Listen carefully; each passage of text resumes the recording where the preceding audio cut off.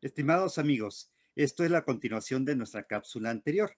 Quienes no la hayan visto, se la recomendamos y nuevamente los saludamos de parte de la ACAMPA, la Academia Mexicana del Paisaje. Continuamos con el doctor Rualdo Menegat de la Universidad de Brasil. Él ha hecho una excelente exposición sobre el tema de los grandes paisajes de América Sureña y los tres estilos cognitivos de los pueblos originarios. Yo le solicité a él, para que no fuera una sola cápsula muy larga, tener inmediatamente una conversación sobre lo que él ha expuesto. Rualdo, no sé si antes de iniciar nuestra conversación tú quieras comentar algo o hacer un colofón de tu exposición anterior. Es un gustazo estar acá con Roberto en estas charlas muy amables, muy importantes, muy inteligentes sobre el paisaje, sus culturas y en este caso yo estoy presentando la idea de que siempre se habla paisaje con cultura, pero debemos también hablar en términos de cognición y hablar esto para la gente mexicana, ¿no? Que es una cuna maravillosa de muchas culturas. Entonces, esta diversidad de culturas que tenemos en nuestras Américas, ¿no? Es un hecho de que el paisaje de las Américas es un paisaje diverso, pero tenemos que ver los grandes rasgos de ese paisaje para poder entender ciertos hábitos profundos que producen, ¿no? Que traen la génesis de las culturas, ¿no? Y en ese sentido, entonces, tuvo la oportunidad de hablar en la cápsula anterior sobre las tres grandes áreas, ¿no? Los tres grandes paisajes de la América sureña. Yo creo que este diálogo es muy importante para que entendamos de forma más sencilla, ¿no? La relación del paisaje con el cerebro humano, ¿no? El paisaje no solo como un lindo vistazo, como una estética, ¿no? Pero el paisaje de un punto de vista funcional, ¿no? El paisaje es un sistema increíble porque es el resultado de la interacción de muchísimas dinámicas en varias, ¿no? Muchas escalas, ¿no? Y el cerebro humano es un aparato propio para entender essas dinâmicas, não? Para ler essas dinâmicas, que é o que permite a sobrevivência, não só do indivíduo, pero sino de las culturas. ¿No? La cultura é como uma enciclopédia que trabalhou, que acumulou conhecimento tras a experiência de sobreviver en la dinámica del paisaje, ¿no? Y por tanto, cuando un individuo nace, ello nace en una cultura que es esta enciclopedia, ¿no? Por eso que nosotros miramos el mundo afuera como si fuese nuestro mundo, ¿no? Porque hay una enciclopedia de la cultura que es resultado de una cognición de largo plazo, ¿no? De habitar un lugar en el mundo. Justamente todos habitamos un paisaje, sin embargo, no imaginamos las implicaciones que hay, la relación que hay entre el entorno y la cultura. Este asunto de la relación entre el paisaje y la cultura creo que nos da para mucho y creo que podremos tratarlo a profundidad desde otros enfoques en un momento determinado. Me parece que al menos queda claro para la mayoría, creo que eso lo hemos vivido siempre, que nuestra percepción está de alguna manera configurada con los formatos que la misma naturaleza nos brinda. Así ha sido a lo largo del tiempo, pero en la amplia geografía mundial, los diferentes enfoques y los diferentes paradigmas que han originado un desarrollo exitoso o no de una cultura determinada, de acuerdo a su apropiación de los recursos naturales. El caso de México, por ejemplo, donde tenemos un país vertical de norte a sur, eh, eh, surcado por cordilleras que separan la vertiente este de la poniente, pues es un caso que me parece que tú has también tenido la oportunidad de conocer y de la que podemos comentar cómo se dice que México es un país pluricultural, además de que es megadiverso, pero seguramente esta estructura geológica, la orografía de México, ha propiciado en buena medida que así sea. Lo que tú comentabas, cuando tenemos a unas culturas de un lado de la sierra y a otros de la otra, es muy probable que no haya tanta comunicación entre ellos o tan frecuente como para que no desarrollen formas propias o estilos particulares de habitar el espacio. Esto en relación a la orografía. También en relación a los recursos hídricos, queda claro que la expresión cultural es muy diferente en un ambiente árido que en uno selvático, ¿sí? Así podemos ver en México cómo, por ejemplo, el estilo de la vivienda y de la indumentaria es totalmente diferente entre el árido norte de México y el tropical sureste, ¿verdad? La forma de la vestimenta es mucho más rica, más colorida en este último eh, territorio de la República Mexicana. Seguramente también podremos abundar mucho más en las cuestiones de fractales que retomamos en la naturaleza de manera más o menos consciente o involuntaria, pero que sin duda en los pueblos originarios eh, puede hablarse de que tenían ellos una mayor intuición o asimilación de su propio entorno y por eso lograron formas de adaptación y de convivencia con la naturaleza distintas a las que tú exponías en un principio del mundo occidental. Yo me quedo con una frase que tú mencionaste en relación a la geometría. Decías que hay una diferencia entre el anclaje y la exclusión. Este anclaje o exclusión desde la forma de la naturaleza hasta la geometría interpretada humanamente termina también siendo un aspecto de relaciones humanas que permean a la sociedad. Entonces, en un momento determinado, ese enfoque de qué ha pasado con la apropiación de la geometría desde la óptica del anclaje o de la exclusión, cómo ha fomentado las formas de relación social y política de los diferentes pueblos a lo largo de la geografía. Esto es muy importante, Roberto, porque podemos entender mejor lo que fueron essas grandes civilizações das Américas, não? Foram realmente muito preciosas enquanto experiência humana e muito expressadas. Por exemplo, não tuvimos no cenário andino e nem no cenário das florestas acá da América Sureña la esclavitud. No tuvo esclavitud. Porque la esclavitud es una idea de exclusión del otro. El otro no pertenece a tu círculo o el otro es la base de una pirámide que tienen que sostenerla por obligación, ¿no? Porque son esclavos, porque son nada, ¿no?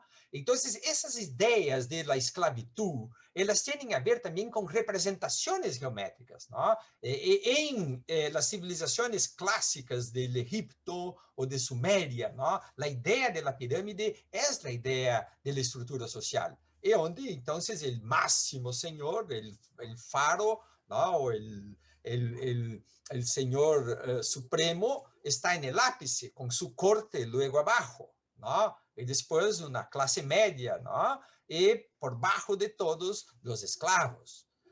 También los griegos, cuando inventan la democracia, la imagen, la metáfora es el círculo. O sea, participan de la democracia aquellos que pertenecen al círculo. Esto es, los hombres blancos, las mujeres están fuera y los esclavos están fuera de esta democracia griega, ¿no es cierto?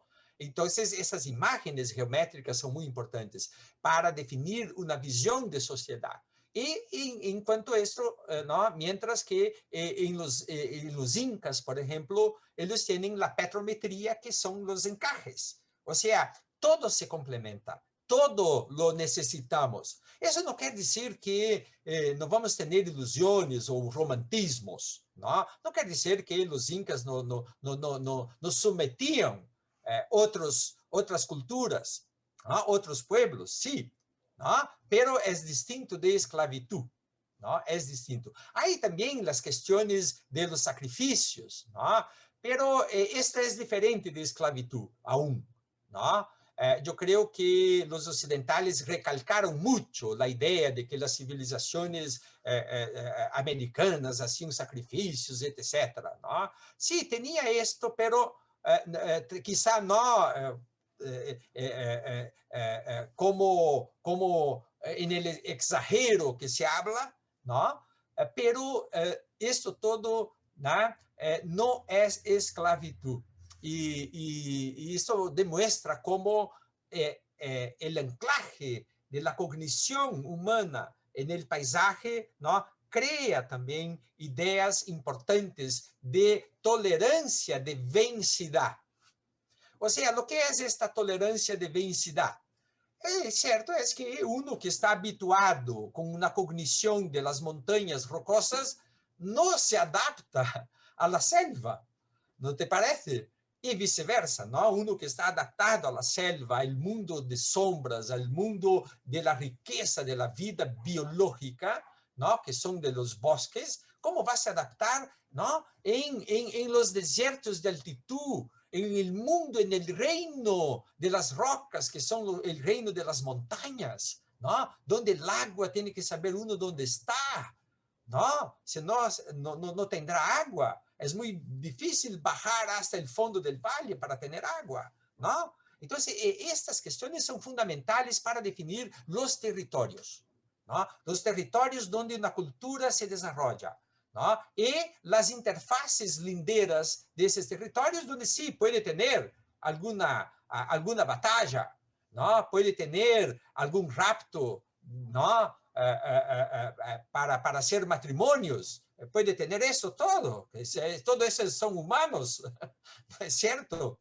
Ahora, eso es diferente, ¿no? De, digamos, fronteras tan rígidas como hoy tenemos, ¿no? Incluso con murallas, que son cosas pavorosas, ¿no? Para la cultura humana. Eso es muy diferente, ¿no? Entonces, lo que tenemos que mirar con profundidad es que cuando una cultura está abrigada, ¿no? Está perfecta en su paisaje, el paisaje es en sí mismo los bordes de esta cultura, ¿no? Los límites donde uno puede sobrevivir con, digamos, conforto, ¿no? Con capacidad, con cognición que permite al individuo sobrevivir, ¿no? Eso es muy, muy lindo cuando miramos, tenemos esta mirada de las civilizaciones sudamericanas, americanas, todas, ¿no? Cómo es diferente de las miradas de los paisajes de las llanuras fluviales, ¿no? Del Egipto y de la Sumeria. En las llanuras, atención, atención, es mucho más fácil tener una cognición de atacar al vecino. Y fue lo que ocurrió cuando los europeos vinieron para las Américas, ¿no? Es muy difícil para un europeo adentrar la selva. Muy difícil, no la entiende. Entonces, tiene que seguir por la mano del indio. Ningún europeo entró en la selva sino por la mano del indio, con algunas excepciones, ¿no? Que es entonces por los ríos. Mas, ¿no? Atravesar un río como Bartolomé de las Casas, ¿no? Es diferente de tener que atravesar la selva caminando. O también llegar a las altitudes andinas. Ninguno llega a las altitudes andinas sino por la mano de los indios, ¿no? Entonces, esas culturas indígenas de la selva y de las montañas sobrevivieron porque fueron necesarias para los conquistadores. Ahora, donde tenía llanos, no eran necesarios. Lo que se sucedió, que las culturas originarias de los llanos sulinos, de la Pampa, del Chaco, todos se fueron, ¿no? Todos se fueron. Y así como en la América del Norte, las culturas de la América del Norte, de los llanos extensos, todas se fueron, ¿no? Hubo una brutal agresión de los conquistadores a esas culturas, porque es el espacio abierto, donde mira dónde está uno y puede atacar, ¿no? Y los ataques eran mortales y definitivos, o sea, de exterminio.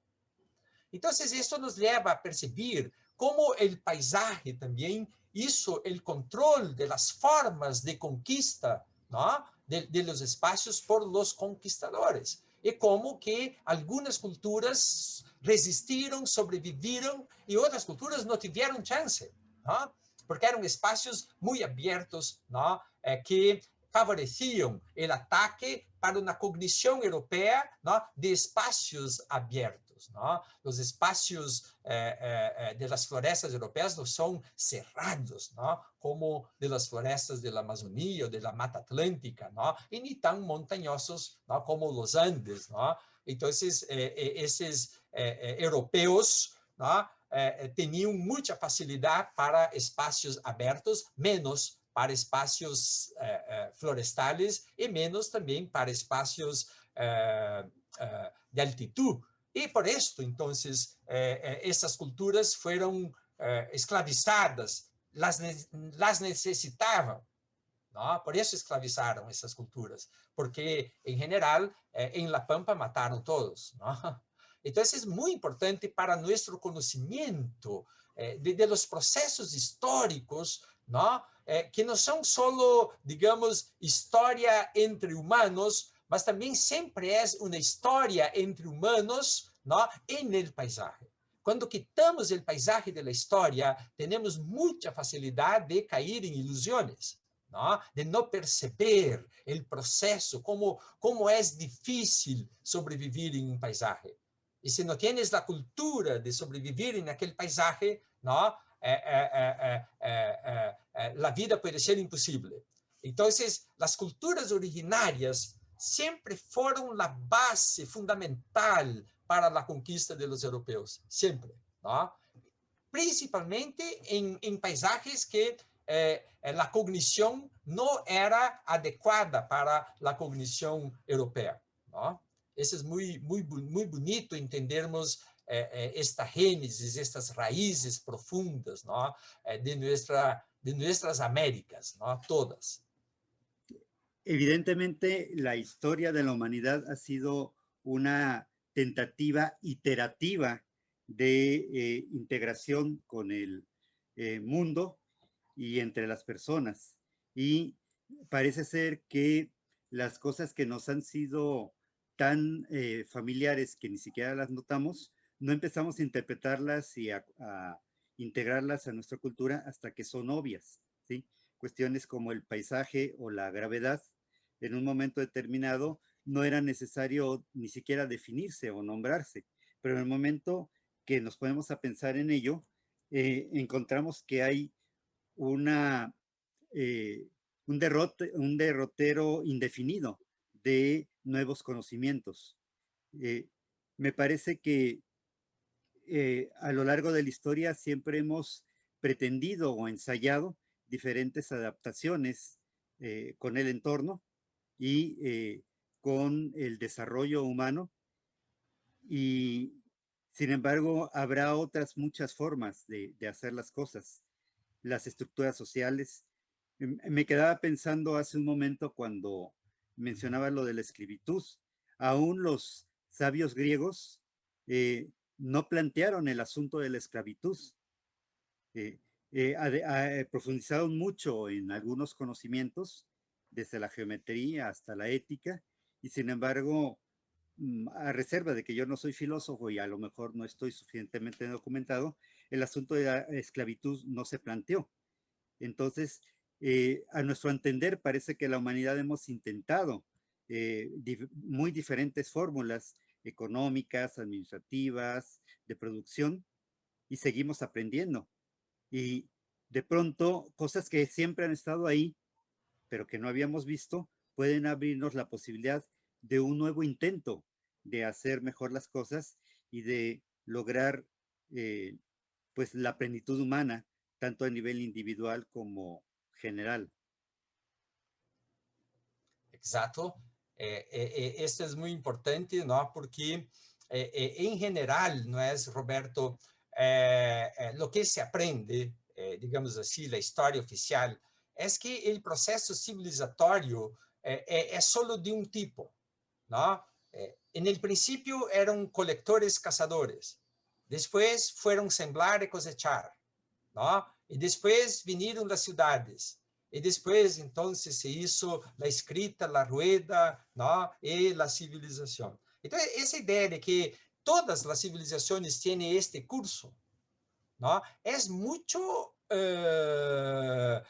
en contra a la idea de que la cultura humana se crea en el paisaje. ¿Dónde se desarrolló esto? En algunos paisajes, sí, pero no en todas. O sea, el desarrollo de la civilización no puede ser, digamos, tener la misma forma, ¿no? Universalmente, porque la Tierra tiene muchos paisajes, muchos, ¿no? Y esto desarrolla muchas cogniciones, ¿no es cierto? Entonces, los cursos civilizatorios fueron distintos en acuerdo con los paisajes.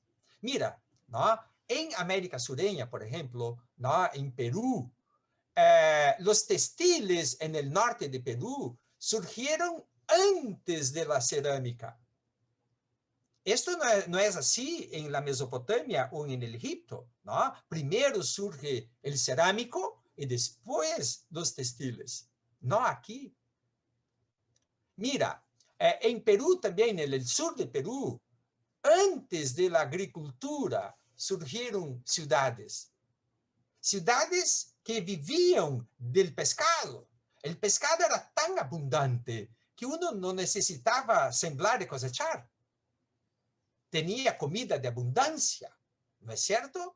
Entonces, la civilización en el sur, allí de Perú, ¿no? Ella no empieza con este camino que es el mismo, ¿no? Colectores, cazadores, plantar, cosechar, sembrar, cosechar, ciudades y bueno, ¿no? Él empieza de otras formas, en la Amazonía, ¿no? La Amazonía es increíble porque sí existieron ciudades en la Amazonía. Eso es lo que los hechos arqueológicos demuestran hoy, ¿no? En las barrancas del río Amazonas, ciudades longilíneas, ¿no? Longas. Y esto demuestra también que la agricultura no necesita ser la base fundamental única, ¿no? Para dirigir civilizaciones. Depende del paisaje. En la Amazonía, por ejemplo, donde hay abundancia de todo, ¿no? Entonces la agricultura es un elemento complementario porque ellos desarrollaban la agrofloresta. La Amazonía, ¿no? Es un sistema agroflorestal desarrollado por las culturas que ahí vivían y viven, ¿no? Entonces, quien sembra la floresta puede ser el pájaro que saca la sementilla, ¿no? Y pone aquí y allí. Los indígenas sabían manejar la gestión del ecosistema.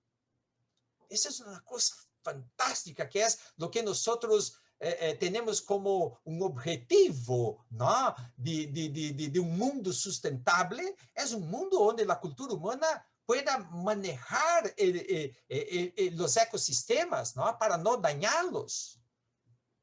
No dañarlos. Entonces, son culturas muy interesantes y que no están en el paradigma, digamos, de lo que es el proceso civilizatorio. Esto nos convida, nos invita, ¿no? Nos conlleva a pensar nuestros pueblos originarios, ¿no? El proceso civilizatorio de las Américas de un modo mucho más importante si queremos lograr, ¿no? Que las culturas actuales, que la sociedad actual conquiste, ¿no? La sustentabilidad.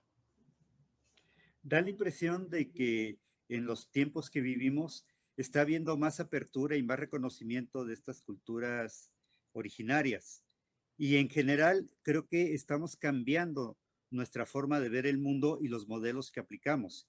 Ciertamente parece que la historia humana ha sido una eh, secuencia de paradigmas que de pronto, como en el cuento del diosero, en el que se fabrica un dios y luego cuando no funciona se cambia por otro, vamos de una cosa a otra pretendiendo resolver los errores que eran imprevisibles en un principio y que ahora queremos evitar, pero abrimos siempre la oportunidad de nuevas perspectivas, positivas o negativas, que es imposible conocer a priori, a menos que haya como una mayor profundización en lo que ya podemos rescatar de todo lo anterior.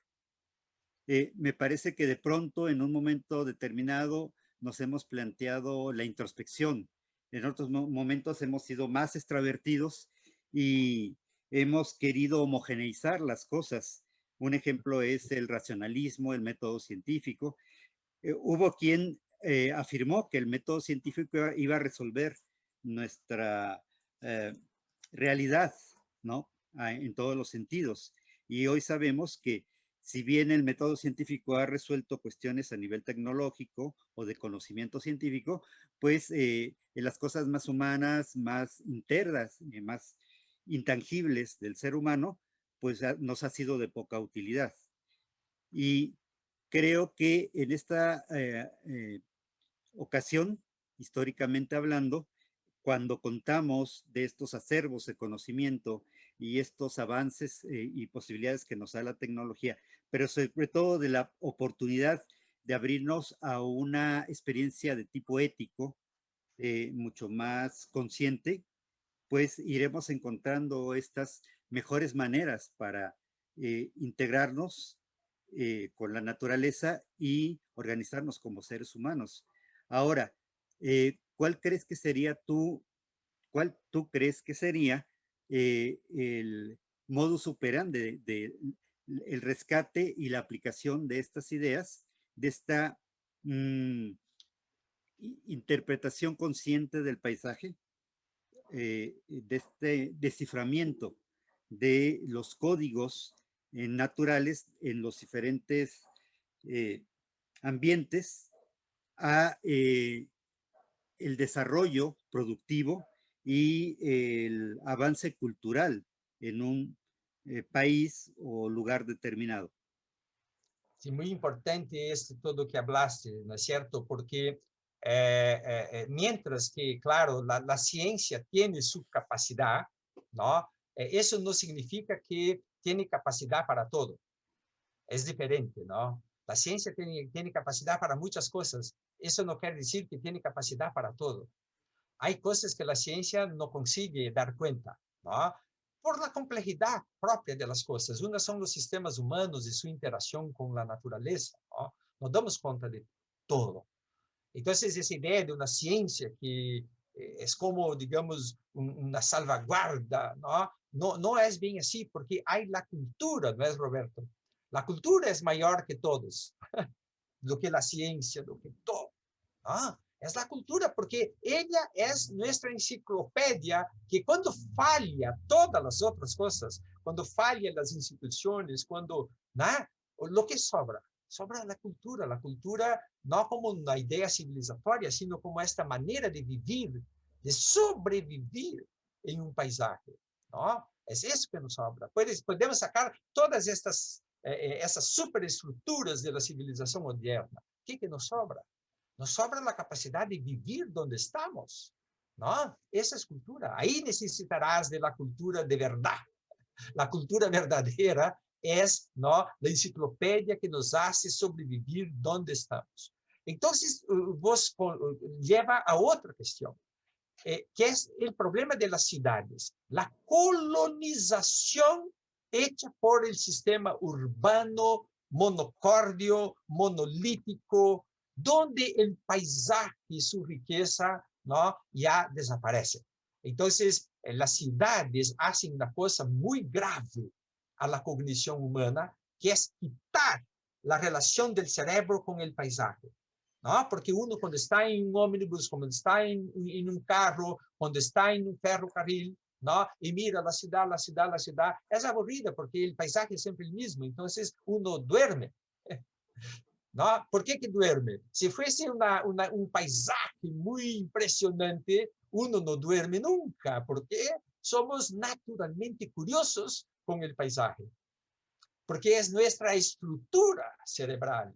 Ahora, mira lo que hicieron las ciudades, ¿no? Entonces, ¿cómo reconectar el cerebro con los paisajes? Tenemos que reinventar el paisaje urbano, ¿no? Tenemos que rever lo que es una ciudad, tornar las ciudades en espacios sustentables, habitables, diversos, no esta colonización urbana que está ahí, ¿no? Ciudades que sean de los ciudadanos. El otro aspecto, ¿no es saber que tenemos límites, límites. Hay límites para digamos, sembrar en los paisajes. Hay límites para construir, hay límites para todo. Hay límites para la extracción minera. Hay límites para ¿no? El consumo de energía.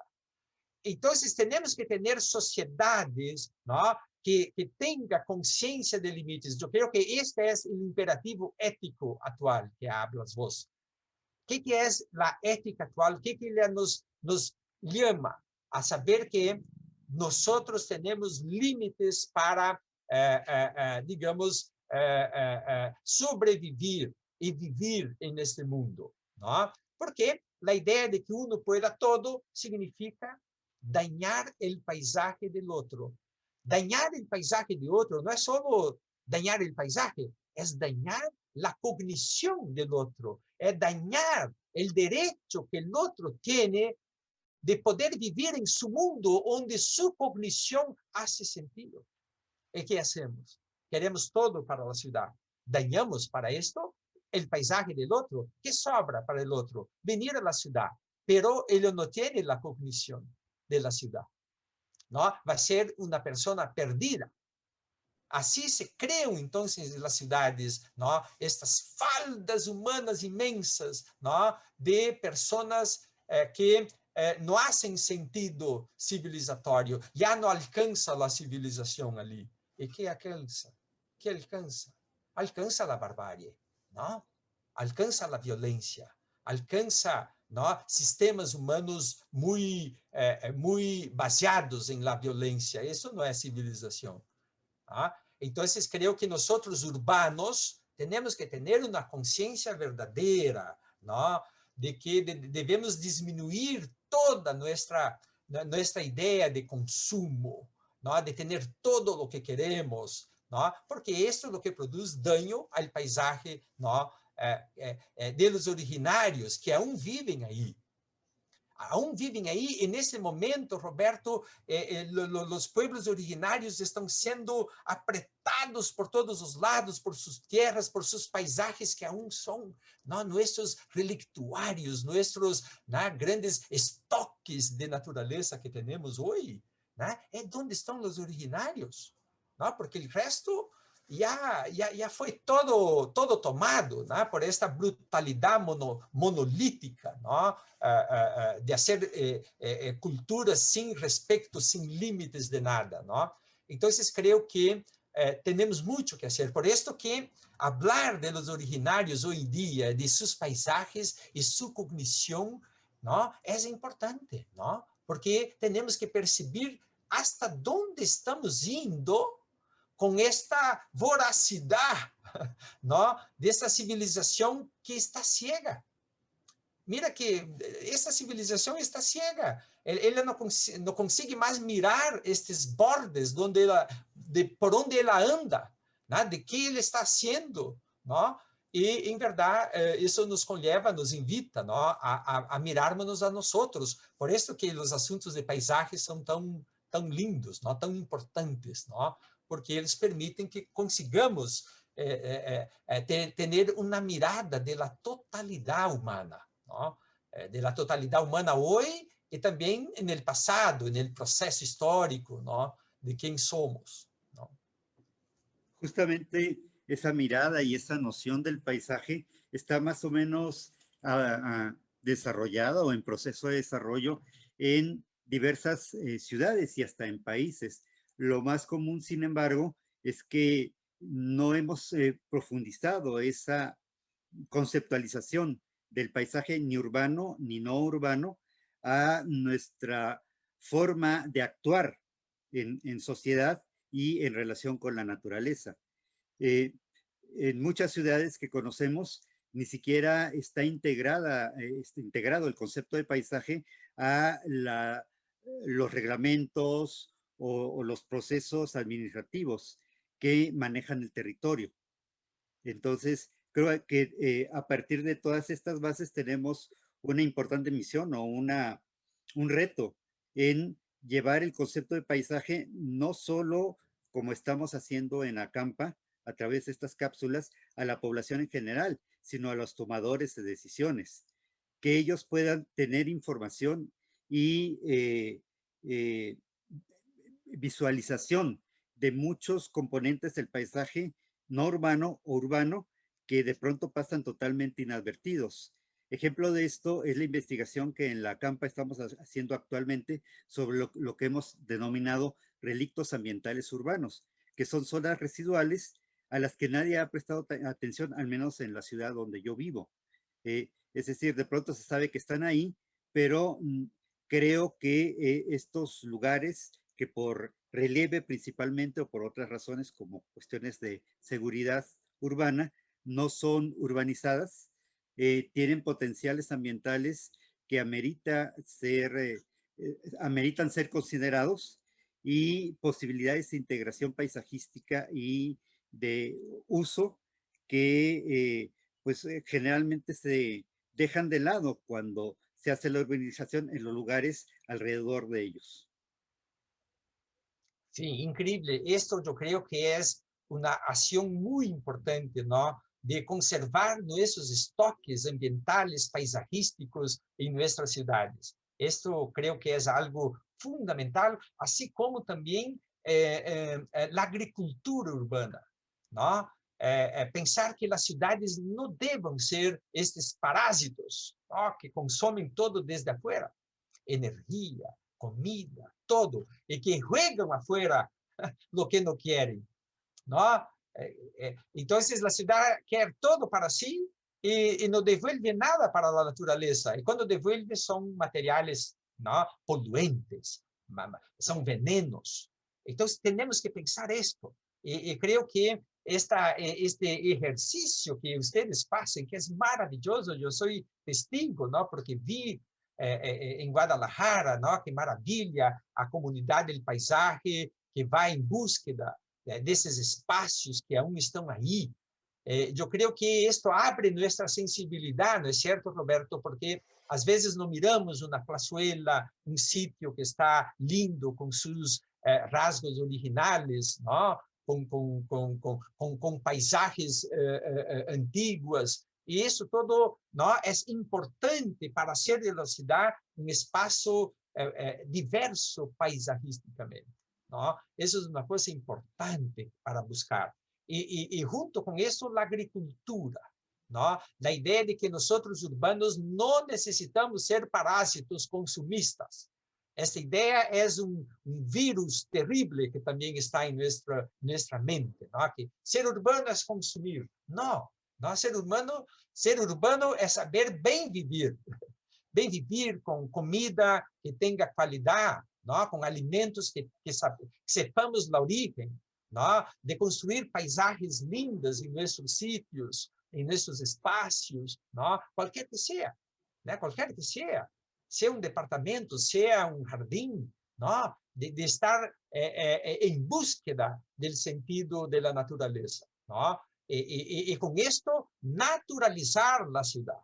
É um esforço, ¿no? De renaturalizar a cidade, por todos os lados, por todos os sentidos. Isto, ¿no?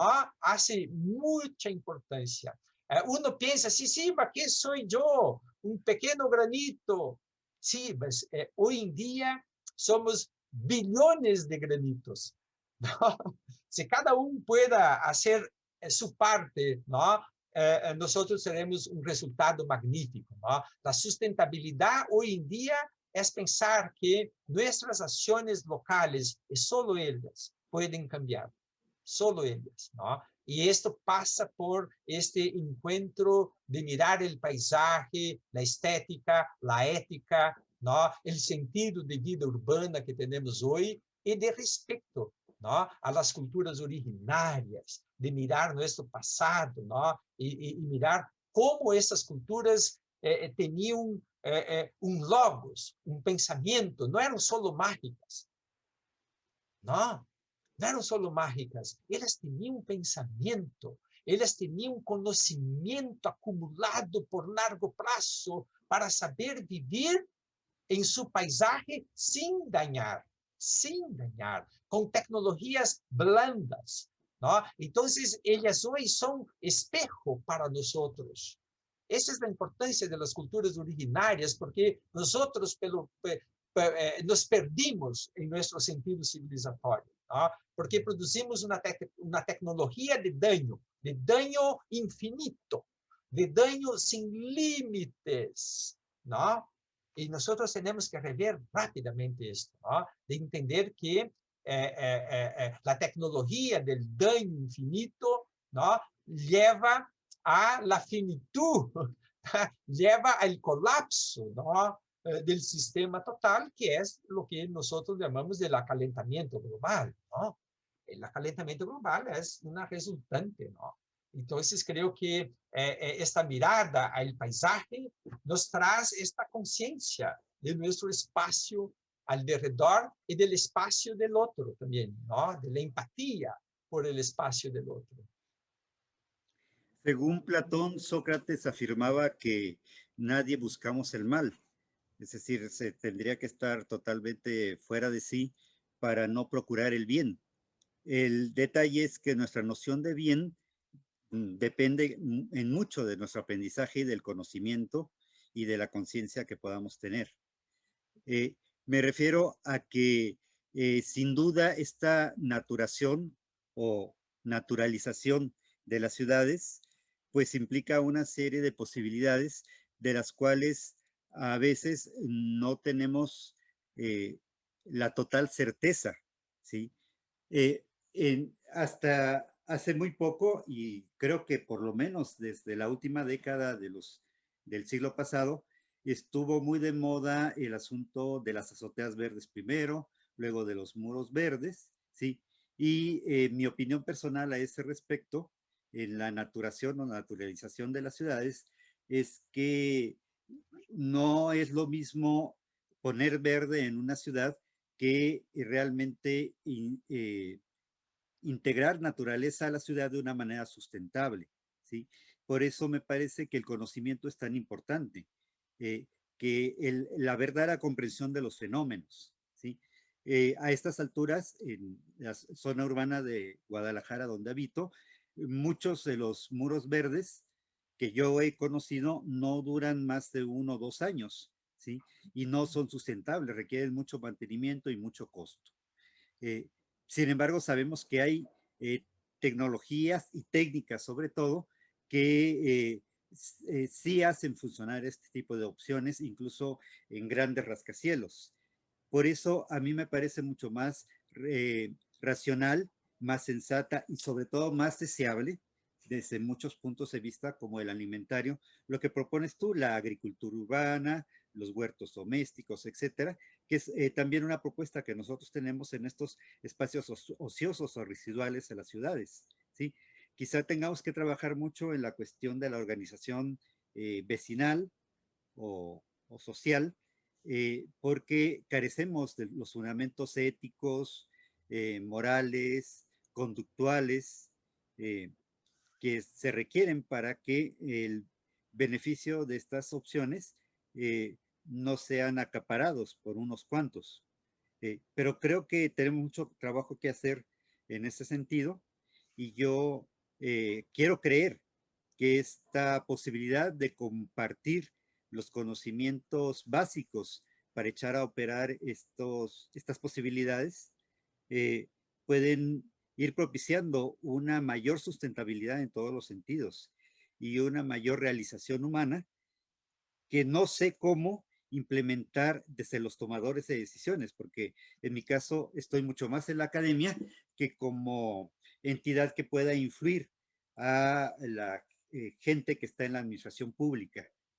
Y si, como digo, de pronto se pierden de vista algunos rasgos en el paisaje porque no son convenientes o rentables para quienes ven el manejo del territorio, pues tendremos que ir probando que la posibilidad de su integración como la posibilidad de un cambio en la conducta humana para bien de esta sustentabilidad puede tener mucho más éxito y puede ser un camino mucho más feliz, quizá un poco más lento, ¿no? Pero ¿quién va deprisa?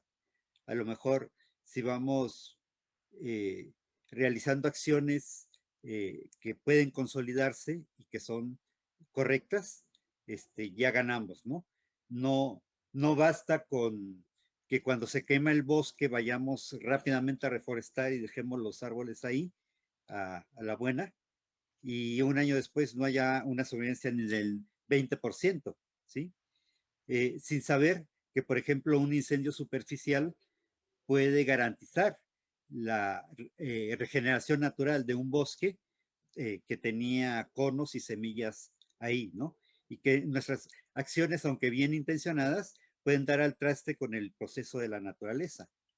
Entonces, me parece que esta comprensión que tú tan magistralmente has expuesto el día de hoy nos puede por lo menos dejar hacer explícita la necesidad de prestar más atención a lo que pasa en el territorio, de lo que percibimos el paisaje y de lo que podemos hacer con lo que sabemos y lo que necesitamos retomar de lo que no sabemos, pero que ya se sabe. Exato, esto para mí es la síntesis, ¿no? Porque lo dijiste bien, que no adelanta importar una tecnología de paredes verdes, si para hacer una pared verde tiene que gastar mucha energía, muchos elementos que no están disponibles en el paisaje donde vives. Tenemos que, al contrario, ¿no? Nos desvincular de técnicas, métodos, estéticas, ¿no? Que gastan energía y que no están en acuerdo con el paisaje donde estamos, ¿no? Porque es un gasto, este gasto, ele tiene que venir de afuera, ¿no? Y por tanto no es sustentable. Entonces, esta mirada es importante porque a veces tenemos las modas, ¿no es cierto, Roberto? En términos paisajísticos tenemos modas, ¿no? Pero ni siempre están en acuerdo estas modas con lo que es posible desde el punto de vista del paisaje, ¿no? Así pues, tenemos que tener una capacidad crítica muy grande, ¿no? De los modismos tecnológicos y de todo esto, ¿no? De saber parar, de saber decir, no, esto no es adecuado, ¿no? Porque esto va a gastar energía por demás. La manutención, ¿no es, Roberto? Hablas bien. La manutención, a veces, de un jardín necesita mucha agua, mucho, ¿no? Agua es energía. El agua tiene que venir de afuera. Imagina una, ¿no? Estas placas urbanas gigantescas, ¿no? Que tienen más de 80 kilómetros de ancho y de diámetro, ¿no? Para llegar agua hasta un sitio urbano es necesario un esfuerzo tremendo. Entonces, tenemos que pensar en todo esto, ¿no? Porque conlleva a la insustentabilidad. Creo que el modo de vida como nosotros tenemos en las ciudades es fundamental, ¿no? Yo, por ejemplo, en mi casa, hago la compostaje, no pongo fuera nada, solo nosotros acá tenemos una basura doméstica muy chica, no más que 4 kilos por semana, ¿no? Entonces, isso é fundamental. Eu tenho uma crítica diária sobre todo isto, não? Nós cuidamos disto. E com a compostagem tenho terra, não? Para os jardines. Então, todo hago um ecossistema em mi município, não?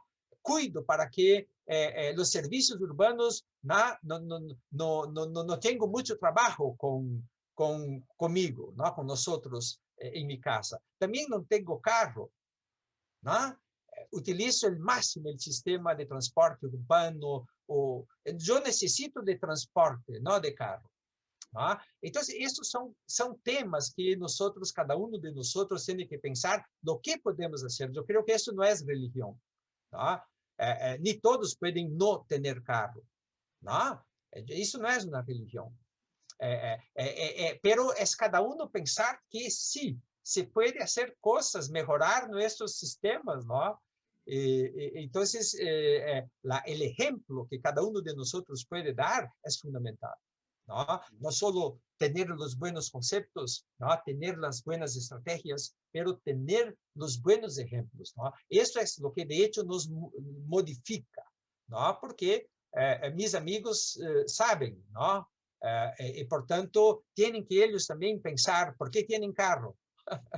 ¿Por qué no hacen compostaje? ¿No? Es tan fácil, ¿no? No es más una cosa, son las cosas fundamentales. Nosotros en el sistema urbano siempre pensamos que cada cosa es más una cosa, pero tenemos que saber elegir en ese momento cuáles son las cosas fundamentales y el resto son otras cosas, ¿no? Claro, yo creo que la búsqueda de la felicidad tiene varias posibilidades, pero hay una felicidad funcional en términos ulteriores y una felicidad pasajera y no sustentable, ¿no? En este sentido, y yo creo que es lo último que diría, un cambio de ética implica también un cambio de estética, ¿verdad? Entonces, creo que cuando seamos capaces de ver la belleza en lo que realmente lo tiene, es decir, de que no solo nuestros valores, sino nuestros principios estén en armonía con un orden funcional, ¿verdad? Entonces vamos a dejar de creer que necesitamos tener un automóvil o necesitamos tener un muro verde para impresionar a nuestros amigos. A lo mejor sería interesante experimentar la experiencia o la vivencia de ser felices porque compartimos o ser felices porque hay una distribución y todos tenemos o nadie tenemos necesidad de acaparar, ¿verdad? Esta experiencia que yo comparto también de producir tu composta, de no generar basura y de no requerir carro, te da una libertad y una sensación cotidiana que creo que no encuentras en muchas de las actividades recreativas que tienen un costo, ¿verdad? No quiero decir que debamos excluir cosas tan interesantes como ir al cine, etcétera, ¿no? Pero la verdad es que a lo mejor habíamos perdido de vista que hay cosas que no son necesarias, es más, ni siquiera son deseables, aunque parezcan importantes. Como que en el momento que cambiamos el sentido de la importancia en lo intrascendente a lo trascendente, entonces nos ponemos en condiciones de vivir con mayor sencillez y con mayor armonía con la naturaleza y con los demás. Muy bueno esto porque el paisaje es un sistema. El paisaje no es un conjunto de cosas, ¿no? Y ni es un vistazo, ¿no? El paisaje son cosas en interacción permanente, vivas y no vivas, ¿no? El mundo de las rocas con el mundo vivo, con el mundo del agua y del aire. Todo está en transformación. Por isso que estamos falando de coisas sencillas acá, porque todo lo que quitamos del paisaje o ponemos en el paisaje hace cambios en el paisaje. El paisaje cambia en el momento que yo abro la tornera, como digo, de la pía, ¿no?